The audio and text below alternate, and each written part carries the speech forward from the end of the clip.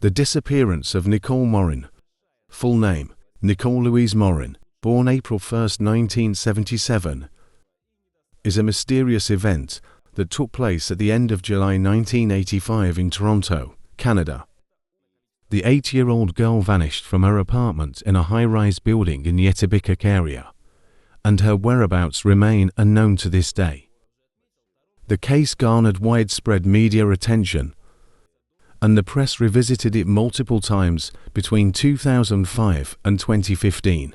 The circumstances of the disappearance.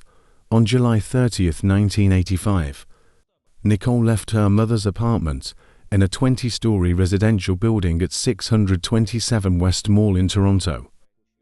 This complex was equipped with numerous amenities such as a gym, indoor and outdoor swimming pools, children's playrooms, tennis courts, and picnic areas. The building was considered a safe place to live, but it was here that the tragedy occurred. Nicole left her apartment around 10:30 a.m. to pick up the mail from the lobby. After returning, she told her mother she was going to swim in the building's pool and had arranged to meet her friend there. Her mother agreed, and Nicole promised to be back soon. Before leaving, Nicole called her friend through the intercom, saying she was on her way out. She left the apartment at 11 a.m. to meet her friend. Once Nicole left, her friend waited in the lobby for about 15 minutes.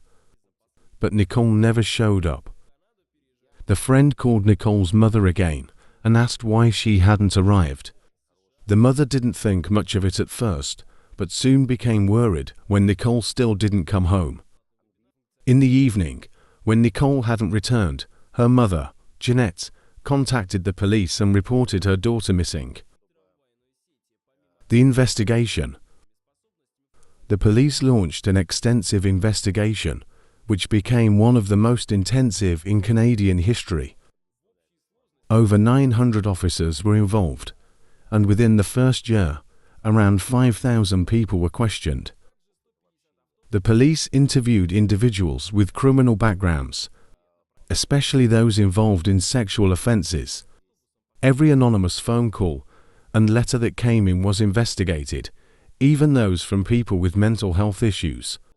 However, after 9 months, the investigation was put on hold. The Special Task Force was disbanded, as no reliable leads had emerged.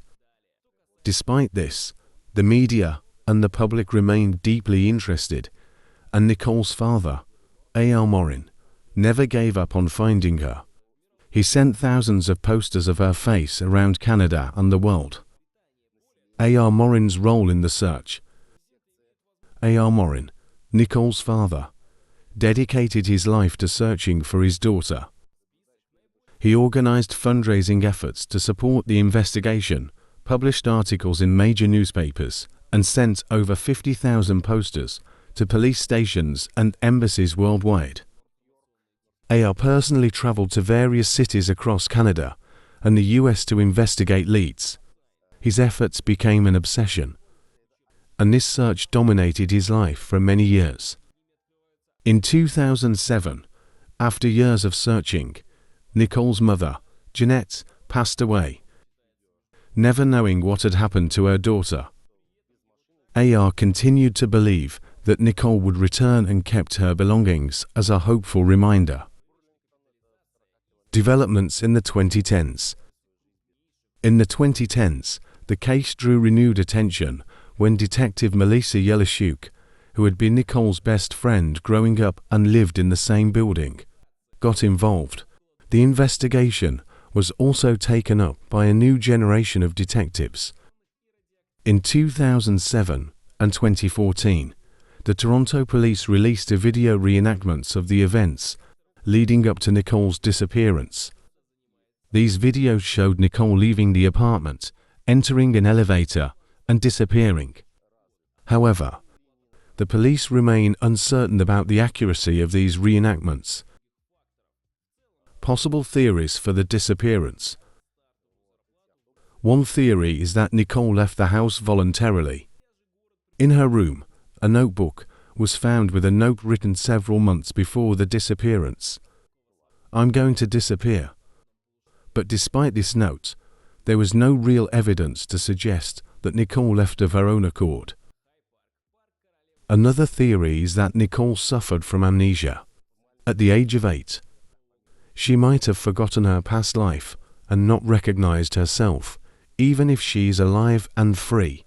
Over the years, several women came forward claiming to be Nicole, but their claims were found to be unrelated to the case.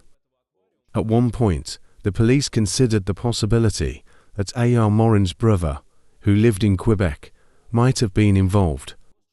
He had been convicted of murdering his sister in 1961, but no evidence linked him to Nicole's disappearance. Witnesses and new theories.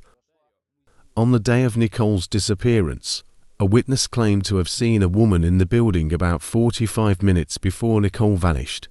The woman, described as being of average height with shoulder-length blonde hair, was holding a notebook and reading something. A composite sketch was made, but the woman was never identified, and no connection to Nicole's case was ever established. Some detectives believe that Nicole was abducted, but they remain uncertain whether the abduction was premeditated or a spur-of-the-moment act. In 1988, the police investigated a confession from a 41-year-old American, Lovey Lee Riddle, who claimed to have kidnapped and killed Nicole. However, despite a thorough investigation, no evidence was found to support his claim. Disappearances in the context of other cases. Nicole Morin's disappearance was part of a series of mysterious disappearances of girls in Canada during those years. In 1983, 9-year-old Sharon Morningstar Keenan was abducted, and in 1986, 11-year-old Alison Parrott went missing. Unlike Nicole, their bodies were found, and both were murdered. The Toronto police considered the possibility that these cases were connected to a man named Francis Carl Roy, who had raped and killed Alison Parrott, but they were never able to prove any connection to Nicole's case. Conclusion: Nicole Morin's disappearance remains one of the most puzzling and unsolved cases in Canada. Despite all the efforts of the police and private investigators, the true cause of her disappearance has never been determined. The police still don't consider the case a murder, as there's no solid proof that Nicole is dead. Her parents, despite everything, continue to hold out hope that one day Nicole will return home, and her belongings remain as a reminder of the hope that she will come back.